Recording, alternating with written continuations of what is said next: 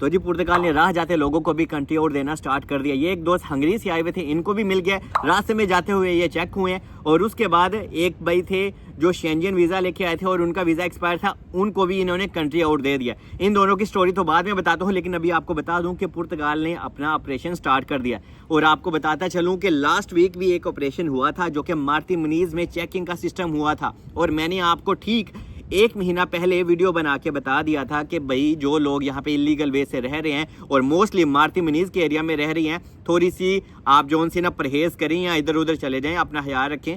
लेकिन लोग भी नहीं मानते। और लास्ट वीक एक ऑपरेशन हुआ था और बहुत ज़्यादा लोगों को पुलिस ने कैच किया और उनकी आईडी वगैरह चेक की और बहुत ज़्यादा लोगों को परेशानी का सामना करना पड़ा। और इसीलिए जनाब पुर्तगाल ने अभी क्या किया है कि फोर्स बिल्कुल रेडी हो गई है। और इस फोर्स का काम ये होगा कि वो आपकी आईडी कहीं पे भी चेक कर सकते हैं। अगर आप किसी पार्क में बैठे हैं या किसी जगह पे झुंड लगा हुआ है और पुलिस ने आपको देख लिया, और पुलिस का पूरा हक है कि वो आपसे आपकी आईडी या लीगल स्टेटस चेक कर सकती है या आपका लीगल स्टेटस मांग सकती है। और जो लोग यहाँ लिस्बन में रहते हैं या बड़े सिटीज पोर्टो में रहते हैं, तो आपको पता होना चाहिए कि सिविल वर्दी में भी और इन्होंने नई भर्तियां भी स्टार्ट कर दी हुई हैं और बहुत ज़्यादा लोगों को इन्होंने पुलिस में हायर किया है और फिलहाल उनकी ट्रेनिंग चल रही है। और जब ये ट्रेनिंग कंप्लीट कर लेंगे तो यही लोग पुलिस ऑफिसर वगैरह बनेंगे। जैसे कि हमारे इंडिया पाकिस्तान में होता है कि हाँ भाई एक फोर्स तैयार कर ली जाती है, उनको ड्रेसेस वगैरह भी पहना दिया जाता है, थोड़ा सा पुलिस से मिलता जुलता ही होता है। इसी तरह की यहाँ पे भी फोर्स रेडी कर ली गई है। और पुलिस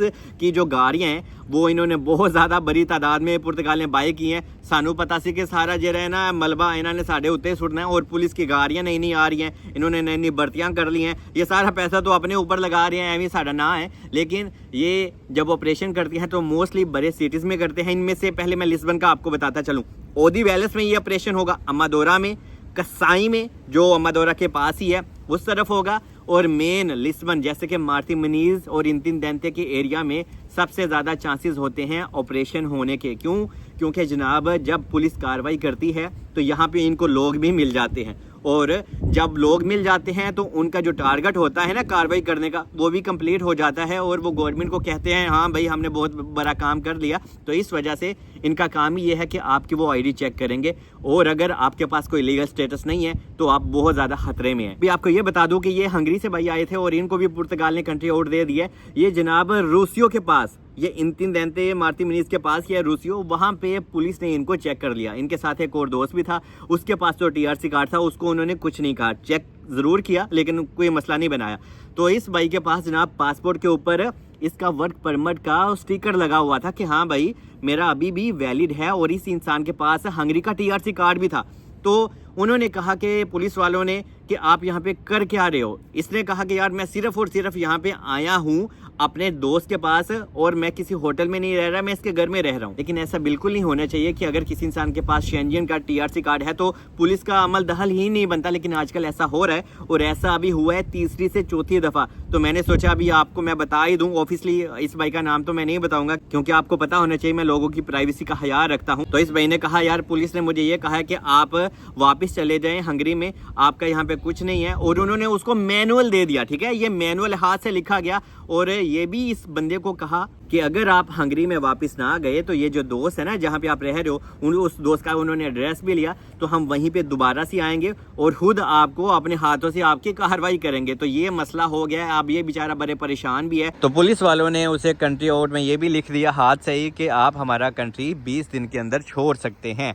और ये भी कहा कि आपको एक और लेटर भी आएगा कोर्ट की तरफ से या पुलिस वालों की तरफ से, और वो जो इसका साथ दोस्त था तो उसी एड्रेस के ऊपर पुलिस वाले उसे लेटर सेंड करेंगे। अभी वो लेटर पता नहीं 1 महीने बाद आता है या 3 महीने बाद आता है, लेकिन इस हंगरी वाले भाई को एक और लेटर जाएगा। ऑफिसली अभी बेचारा ये यहाँ पे शायद होगा ही नहीं, उसका दोस्त ही रिसीव करेगा, लेकिन आएगा इसी के नाम से ही, क्योंकि पुलिस वालों ने पूरा बायोडाटा, उसका पासपोर्ट वगैरह सब कुछ नाम पता लिख के ही ये सारी कार्रवाई की है। और शायद ये बंदा यहाँ पे रहने के लिए बेचारा आया होगा, लेकिन अभी ये बहुत परेशान है। इसने कहा कि अभी क्या मैं वकील कर लूँ? मैंने कहा अगर आपने यहाँ पे रहना है तो आप वकील करें, वरना अच्छी बात यह है कि आप हंगरी वापस चले जाएं। और ऐसा पहले भी ओदीवेलेस में भी एक इंसान के साथ हुआ था, वो हमारा इंडियन भाई था और ये तो अपना पाकिस्तानी है। तो वो जो इंडियन भाई की थी इसी तरह की मिलती जुलती स्टोरी थी, लेकिन ये 1 महीना पुरानी बात है। ये जब इंडियन बाइक को उन्होंने कंट्री आउट दिया, उसके पास शेंजन वीज़ा था और उसके पास हालांकि निफ नंबर भी था, सोशल नंबर भी था, लेकिन और कोई लीगल स्टेटस नहीं था। उसने कहीं पे वोकेशनल ट्रेनिंग कोर्स में एडमिशन वगैरह भी नहीं लिया हुआ था, लेकिन पुलिस ने फिर भी उसको कंट्री आउट वगैरह दे दिया, तो वो भी काफ़ी परेशान हो गया। और अगर आपको पुलिस चेक करती है और अगर आपने यहाँ पे कोई वोकेशनल कोर्स हासिल किया हुआ है या आप स्टडी कर रहे हो और आपके पास TRC कार्ड नहीं है, तो आप उनको अपनी यूनिवर्सिटी के जो एडमिशन वगैरह होता है, आप उनको वो लेटर वगैरह दिखा सकते हो। और अगर आपको कंट्री आउट पहले से मिला हुआ है और आपने प्रोसेस किया हुआ है और आपने कोई वकील किया हुआ है, तो वो आपका डॉक्यूमेंट्स आपके मोबाइल में होना चाहिए, ताकि अगर आपको पुलिस कैच कर लेती है तो आप उनको दिखा सको कि हाँ भाई मैंने क्लेम किया हुआ है और मैं पहले से ही प्रोसेस में हूँ। और अगर आपके बायोमेट्रिक्स की डेट करीब है और आपके बायोमेट्रिक्स नहीं हुए, तो वो डेट आपको पुलिस वालों को दिखानी है कि हाँ भाई मैं प्रॉपर यहाँ पे इंसान काम कर रहा हूँ, मैं सोशल पे कर रहा हूँ, कंट्रीब्यूशंस कर रहा हूँ और मैं अपने बायोमेट्रिक्स की डेट का इंतज़ार कर रहा हूँ, तो आपको वो डॉक्यूमेंट्स पुलिस को दिखाने पड़ सकते हैं। और अगर आपका यहाँ पे कुछ भी नहीं है ना, आपने ना तो कोई वोकेशनल कोर्स किया है और आप ऐसे ही रह रहे हो, तो फिर बहुत ही ज़्यादा रिस्की हो जाएगा मेरे दोस्त। और सबसे बड़ी बात, अगर आपको कंट्री आउट आया है और पुलिस आपको चेक कर लेती है और आपने उसके बाद कोई कंप्लेन या कोई वकील वगैरह नहीं किया, तो फिर बहुत ज़्यादा परेशानी आपको भुगतना पड़ सकती है।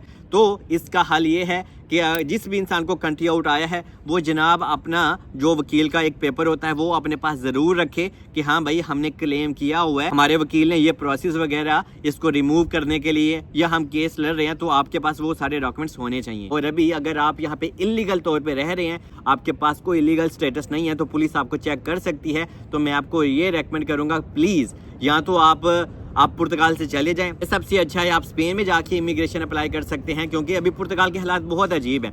पुर्तगाल में जब इमिग्रेशन दोबारा नॉर्मल तरीके से ओपन होगी, आप चाहें तो आ जाइएगा, लेकिन फिलहाल आपका यहाँ पे रहना बिल्कुल भी ठीक नहीं है कि अल्लाह ना करे पुलिस ने आपको चेक किया और आपका नाम पता उन्होंने रख लिया और क्या पता बाद में वो आपको कंट्री आउट के साथ साथ आपका नाम भी शेंजन अलर्ट सिस्टम में डाल दें, तो फिर आपके लिए परेशानियां बढ़ती और बढ़ती चली जाएंगी और फिर आपको स्पेन भी हो सकता है कबूल ना करे। और एक मेरे बहुत ही अजीज दोस्त हैं, वो एक घर में यहाँ पे संता अपोलोनिया में रहते हैं, लिस्बन में ही है, कश्ते सोदरे के पास।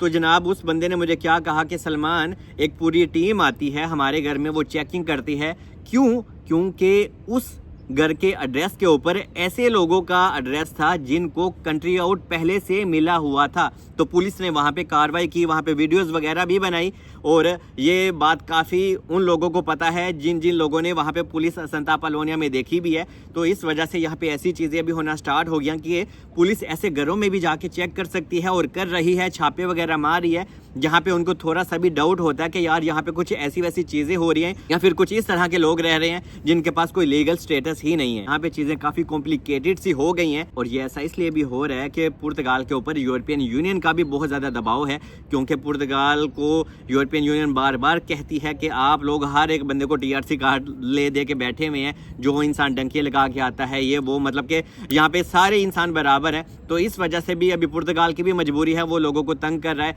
लेकिन ये है कि अगर इन्होंने इतना तंग करना था, जो लोग यहाँ पे पहले से बेचारे रह रहे हैं, वो टैक्स पे कर रहे हैं, तो उनको तो ऑफिशियली तंग नहीं करना चाहिए ना। लेकिन अभी यहाँ पे ऐसे ही चीज़ें हो रही हैं। बाकी 1 से 2 हफ्ते में हो सकता है एक नया ऑपरेशन होगा, तो आप लोग अपना ख्याल रखें और ऐसी चीज़ों पे और ऐसी जगहों पे बैठने से थोड़ा सा गरेज वगैरह करें, क्योंकि कुछ लोग ही ना एवं शौकिया वेखन टोर जाते हैं उत्थे कि भाई देख पक्की है तो वो तुसी जाके देख खा लो फिर। तो इस वजह से आप ज़रा साइड में हो जाया करें, इससे आपकी बेहतरी है। बाकी मुझे दुआ में याद रखें, मिलते हैं नेक्स्ट वीडियो में। Stay bless.